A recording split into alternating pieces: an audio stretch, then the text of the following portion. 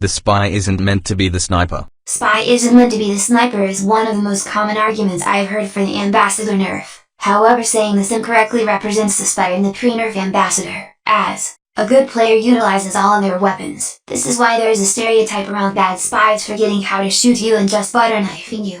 So do you really think that anyone that is skilled and practiced enough to hit long-range Ambassador headshots is going to forget they have an inverse watch, and a knife, and a saber? No, of course not. Sure, the spy might get a few long-range kills, but he is still a spy. He will still be stabbing buildings, stabbing preoccupied players and being the saboteur we all love and hate. Furthermore, the Ambassador was designed to be a long-range mini sniper rifle. Why do you think the Ambassador was given crits instead of just a damage bonus on headshots? And it's obviously balanced around being a long-range weapon, because there is nowhere the TF2 devs can go with a weapon that won't upset the balance of the class. Close range, the stock revolver should always be the best, since that is what the stock revolver was designed to do. Utility-wise, we already have a cloaking revolver and buildings don't have head-to-headshot. Furthermore, many of Spy's weapons allow him to deal damage at long range. The Diamondback has always been capable of getting guaranteed critical hits, which allows the Spy to deal long-range damage. A good Spy can usually get 3 or 4 body shots with the stock, letting you do at least 63 damage long range with the stock.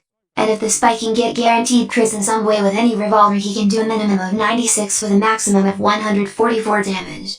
Additionally, the Ambassador was unchanged for over 8 years. That's a very long time when you consider that the game was less than 11 years old when the Ambassador was changed in Jungle Inferno. The Spy has, apparently, been a sniper for a lot longer than he hasn't been a sniper. And seriously, do you really think Valve didn't realize that spies could do long-range damage with the Ambassador for over 8 years? In fact, I know for a fact that Valve knew about Ambi sniping, as Robin Walker and was co-director of TF2 mentioned in an interview, about how he believed that the class roles were still distinct enough with the weapons they had added over the years. This interview came out almost 2 years after the Ambassador's release. You feel the class are still distinguished enough with the new weapons, hats and paint, like, because the soldier can heal himself, so he didn't need a medic or something like that. I mean, people... I think our class roles are still distinct enough. There are other ways that people can heal themselves, for example, but no one's going to argue that they'll outdo a medic at this point. All right, the medic still has inherent advantages, apart from the fact he heals much more than anyone else, and he has Uber and all this other stuff. I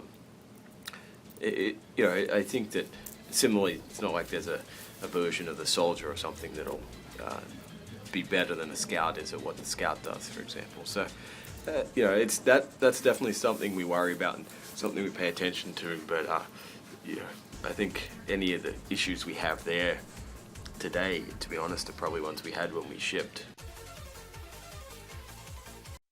Another similar argument I have heard is that only the sniper is meant to be able to do large amounts of damage at long range.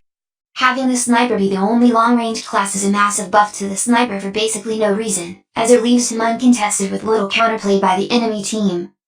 Furthermore, other classes have long-range weapons and options, each with different restrictions and limitations, but it's not unheard of these limitations being overcome.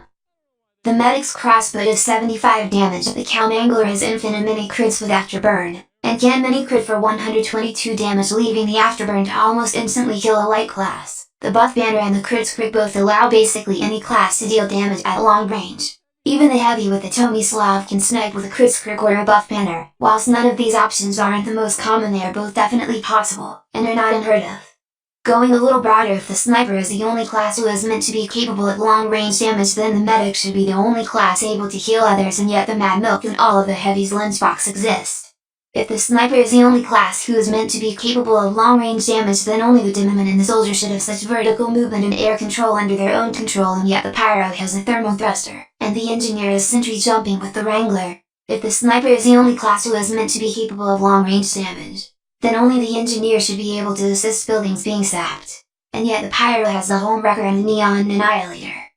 If the sniper is the only class who is meant to be capable of long-range damage, then only the Spy should be able to deal massive damage from behind, and yet the Pyro and the Scout have access to the back burner and the back scatter. And clearly, I could go on, as there are many weapons bleed into other classes' niches, but that doesn't make those weapons overpowered, nor does it mean we should ignore them.